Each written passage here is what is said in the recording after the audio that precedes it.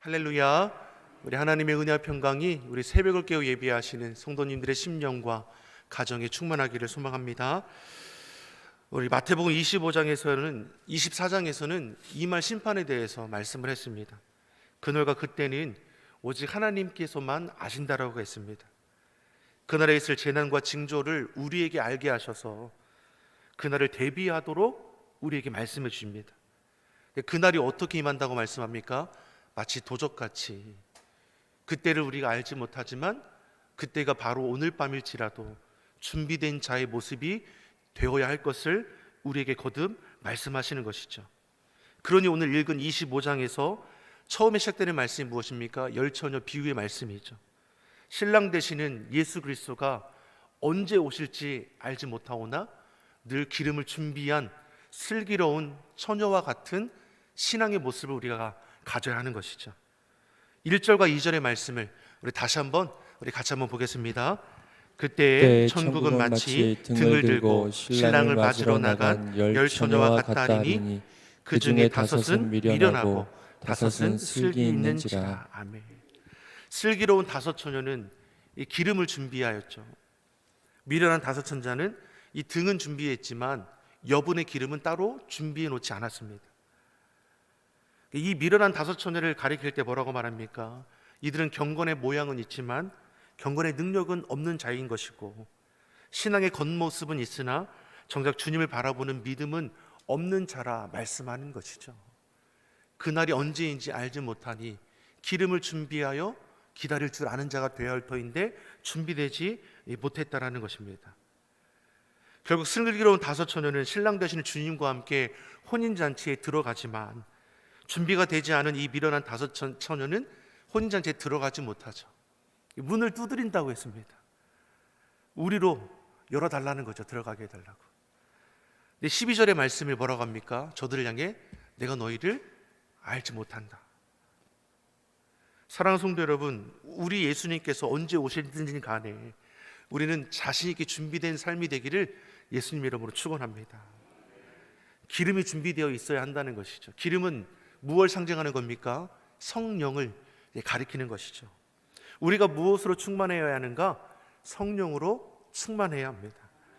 우리가 하나님의 자녀답게 살고자 한다면, 거룩하고 경건하고 절제된 그 주의 삶을 본받고자 한다면, 온유와 겸손으로 주님을 닮아가고자 한다면 성령의 다스림을 받아야 한다는 것이죠.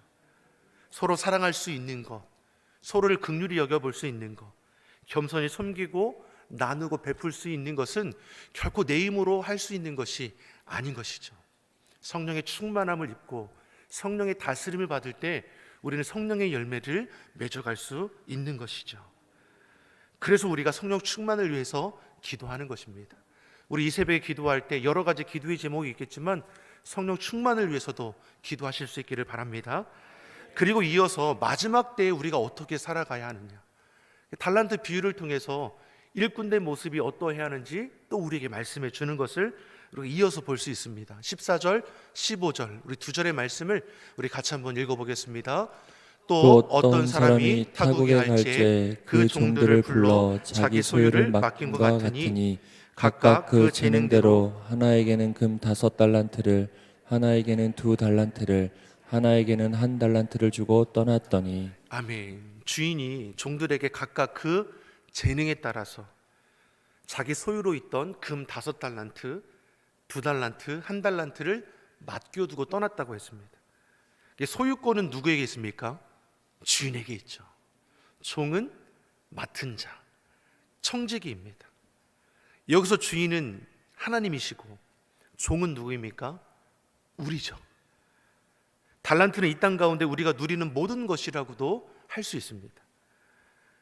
이는 우리의 모든 것이 누구에게로부터 온 것이냐? 하나님께로부터 온 것임을 아는 자가 되어야 한다는 것이죠.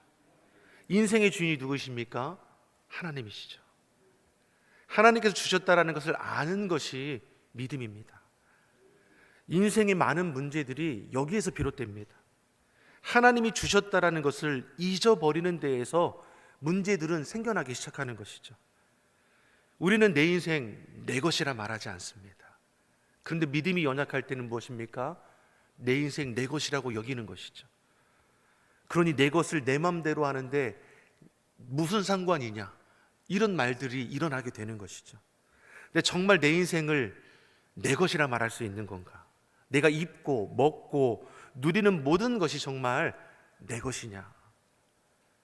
내 인생 내 것이라 말하며 내가 벌었으니 내 재미와 정욕을 위해 사용하겠다, 이것처럼 어리석은 것이 없다라는 것입니다. 사랑하는 성도 여러분, 이 세상에 내 것이 있습니까? 그토록 애지중지하는 재물들이 정말 내 것이냐? 내 수중을 거쳐갈 뿐이지 정말 내 것일 수 없는 것이죠.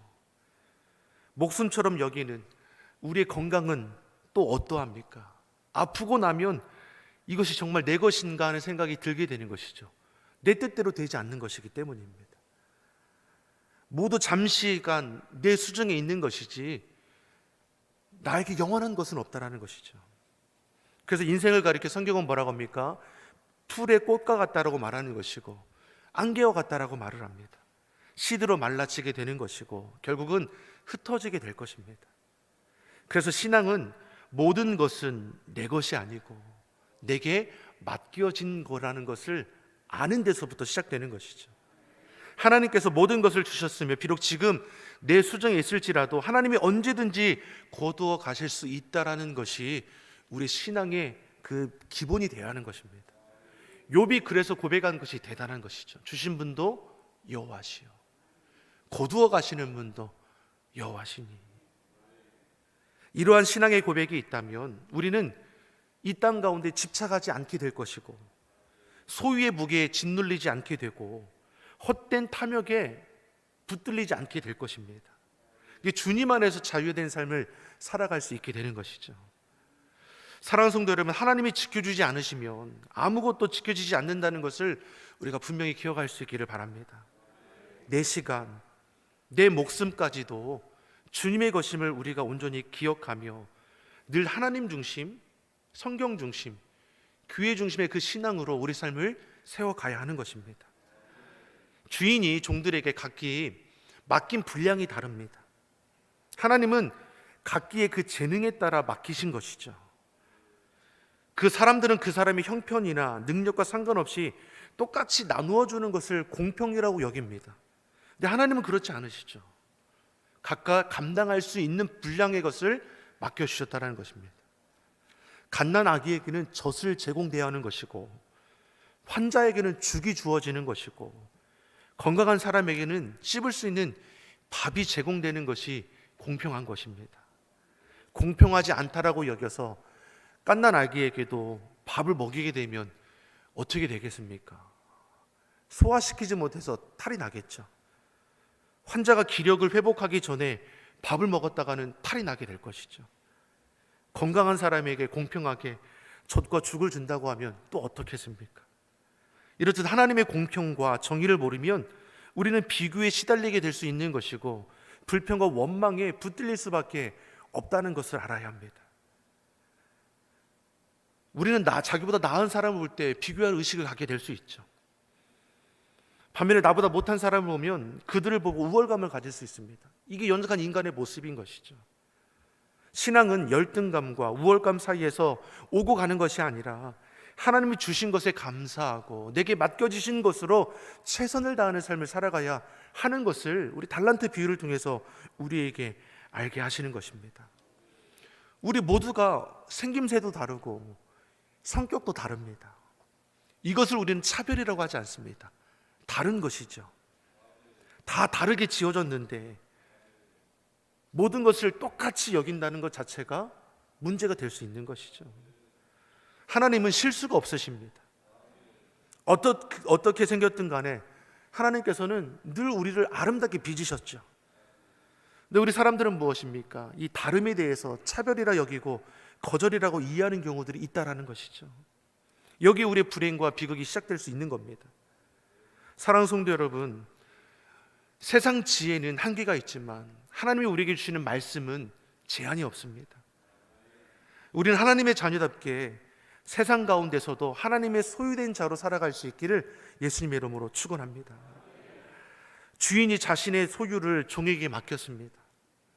그리고 맡긴 자들에게는 무엇이 따릅니까? 맡은 자의 책임이 따릅니다. 내게 주신 직분도 그러하죠. 내게 맡기신 사명도 그러합니다. 그냥 신앙의 연수가 늘어가니까 내가 거저 받은 것이 아니라는 것입니다. 맡은 자에게는 책임이 있습니다. 오늘 본문을 보면 맡은 자에게는 어떤 날이 찾아옵니까? 결산의 날이 찾아왔다라는 것이죠. 16절에서 18절의 말씀을 우리 천천히 한번 같이 보겠습니다. 16절에서 18절의 말씀을 같이 보겠습니다. 5달란트를 받은 자는 바로 가서 그것으로 장사하여 또 5달란트를 남기고 2달란트 받은 자도 그와 같이 하여 또 2달란트를 남겼으되 1달란트 받은 자는 가서 땅을 파고 그 주인의 돈을 감추어 두었더니 5달란트 받은 사람도 2달란트 받은 종도 곧바로 나가서 그곳으로 장사를 했다고 기록하죠. 주인은 종에게 맡기면서 이렇게 해라 저렇게 해라 정해준 것은 없습니다. 주인은 큰 것을 맡기면서도 그것을 사용하실 자율권을 저들에게 갖게 주었습니다. 자, 그러면 주인은 그 과정이 어떠하든지 결과만 보겠다는 것입니까? 그것이 말씀의 포인트는 아니죠. 종들이 결산을 보고할 때 오고 간 대화를 보면 주인이 초점을 두고 있는 부분이 있습니다. 19절의 말씀을 같이 한번 보겠습니다. 19절의 말씀 같이 한번 읽어보겠습니다. 오랜 후에 그 종들의 주인이 돌아와 저희와 회개할세. 결산할 때가 찾아오는 것이죠. 언제입니까? 오랜 후입니다. 많은 시간이 흘렀다라고 우리가 볼 수 있는 것이죠. 무슨 말씀입니까? 하나님은 각자에게 달란트를 주시면서 그것을 사용할 수 있는 시간도 건강도 허락해 주신 것이죠. 재능을 발휘할 수 있는 넉넉함을 더해 주었다는 겁니다. 이것이 인생의 비밀입니다. 우리는 하나님이 나에게 아무것도 준 것이 없다 여길 수 있다라는 것인데 각기 그렇지 않다라는 것이죠. 재능에 따라 맡겨주셨습니다. 내가 재능이 없다라고 다른 사람과 비교하며 열등감에 빠질 것이 아니라는 것이죠. 하나님은 실수가 없으신 분이시로 이 땅을 살아가는 우리 모든 자에게는 각기 재능에 따라 달란트를 허락하셨다는 걸 우리에게 말씀해 주는 것입니다. 그래서 그거를 찾아내고 개발하는 것도 맡은 자가 할 일인 것입니다. 주인은 맡긴 것에 대해서 무엇을 말씀합니까? 결산을 요구한다고 했습니다. 그래서 우리는 준비된 자가 되어야 하는 것을 분명히 말씀하는 것이죠.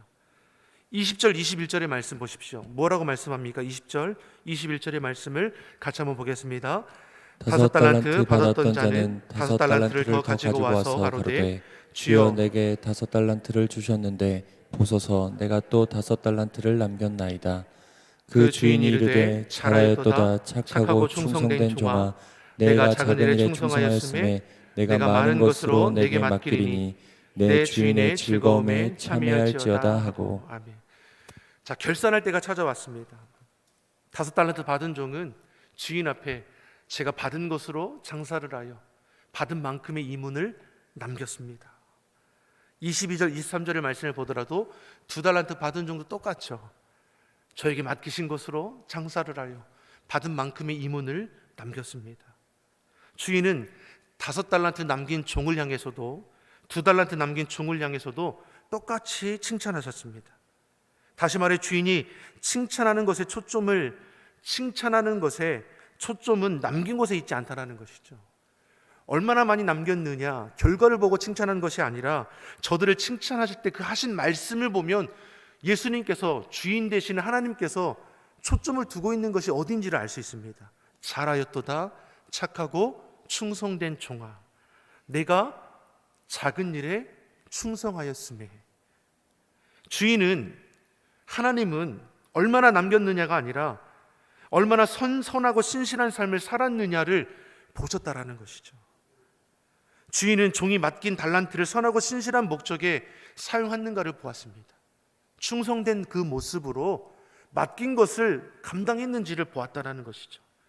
그렇기에 작은 일에 충성한 종들에게 더 큰 일을 맡기고 주인의 즐거움에 참여하리라 인정해 주시고 축복해 주시는 것을 우리가 알 수 있습니다.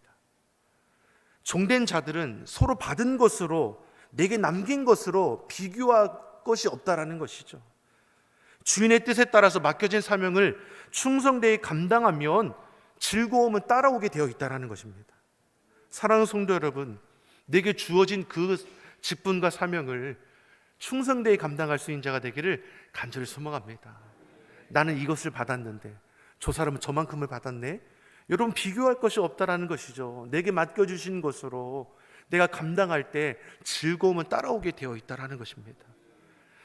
우리 주님은 많은 것을 남겼느냐를 보시는 것이 아니라 어떠한 마음가짐으로 감당하고 있느냐, 결과는 따라오는 것이지 결과론의 과정을 우리가 무시해서는 안 된다는 것입니다.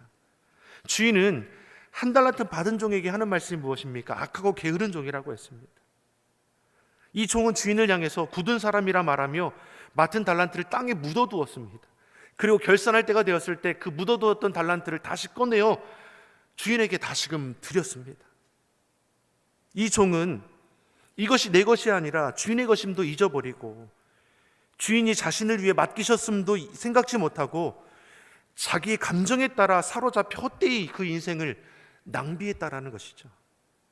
그리고 결산할 때 되어서 땅에 묻었던 돈을 그대로 파서 가지고 왔습니다. 이 한 달란트 받은 종은 잃은 것은 없습니다. 받은 그대로 되돌려 주었습니다. 그러나 5달란트 받은 종이나 2달란트 받은 종과는 전혀 다른 결과를 맞이하게 되죠. 주인은 저를 향해서 악하고 게으른 종이라 했습니다.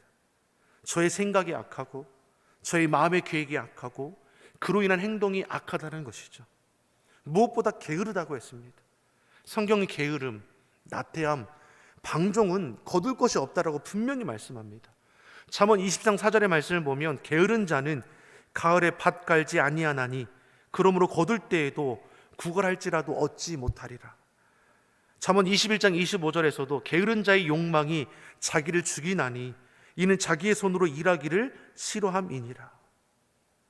주인은 악하고 게으른 종의 그 한 달란트를 빼앗아 10달란트 가진 자에게 주었다라고 했습니다. 하나님 나태하고 게으르고 악한 자에게 베푸셨던 저들의 건강과 시간과 재능을 거두어서 착하고 신실한 자에게 더해 주신다라는 것이죠. 사랑하는 성도 여러분, 하나님 앞에 결산할 때는 찾아올 것입니다. 그때를 우리가 알지 못하는 것이죠. 오늘 밤이 될 수도 있는 것입니다. 그러니 그늘이 오늘일지라도 우리는 준비된 자가 되어야 하는 것이죠.